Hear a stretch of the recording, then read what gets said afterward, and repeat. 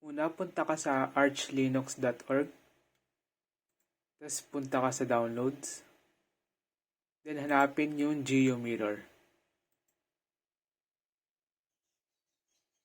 Tapos install mo yung pinaka-latest ng Arch Linux, which is August 1. Katapos mo i-hit yung install, wait mo lang mag-download. Katapos mag-install, punta ka sa Oracle box at pindutin ng New. Ilagay mo sa name, Arch Linux. I-edit ang base memory at processors.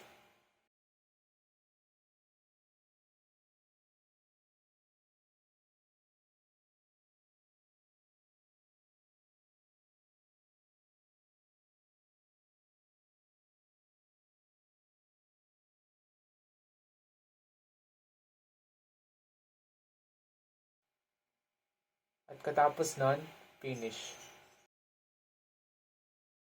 Ngayon, isi-set up natin ang Arch Linux. Pumunta ka sa settings, pindutin ng general, tapos advanced. Pindutin ang shared clipboard at gawing bidirectional.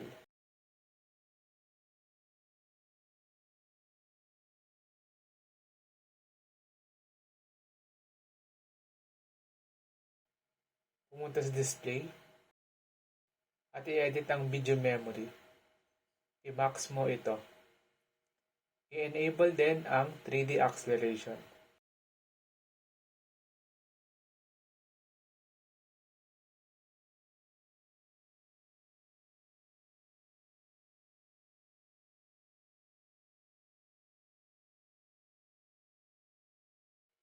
Tapos pumunta sa storage. Pindutin ang symbol na DVD katabi ng optical drive. Tapos, choose a disk file. Hanapin kung saan naka-download ang Arch Linux.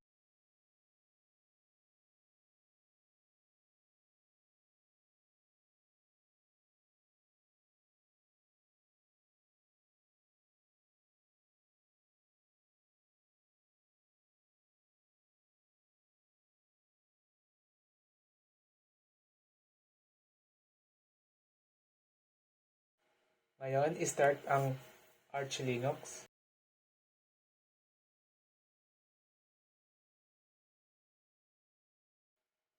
Enter mo lang to, yung install medium.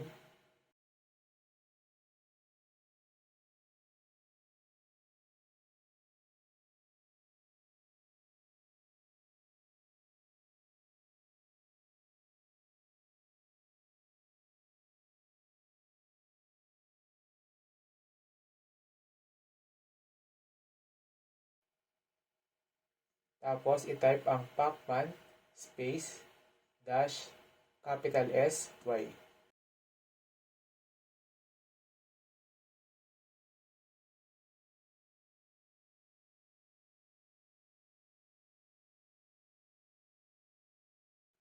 Katapos mag-setup, ay mag-synchronize, i-type ang pacman space dash capital SY Arch Linux dash keyring.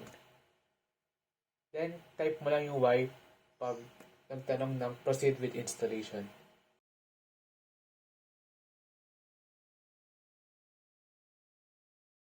Tapos, type ang Arch install. I-set up mo ang user account at root password.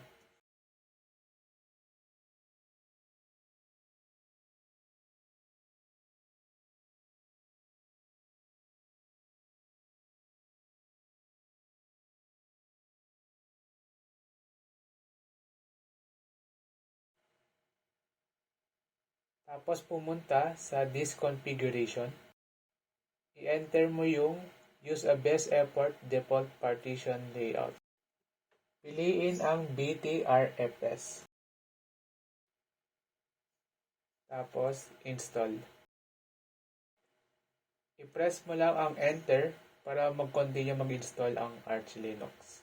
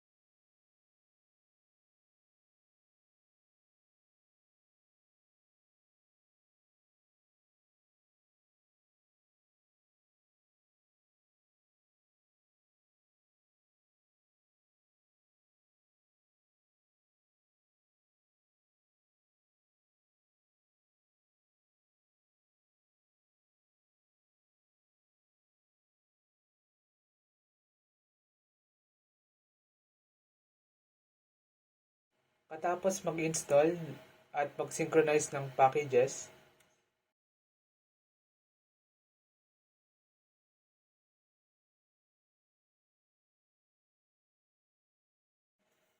i-type mo ang pacman space dash sy space firefox space libreoffice dash fresh space flatpak space make space htop.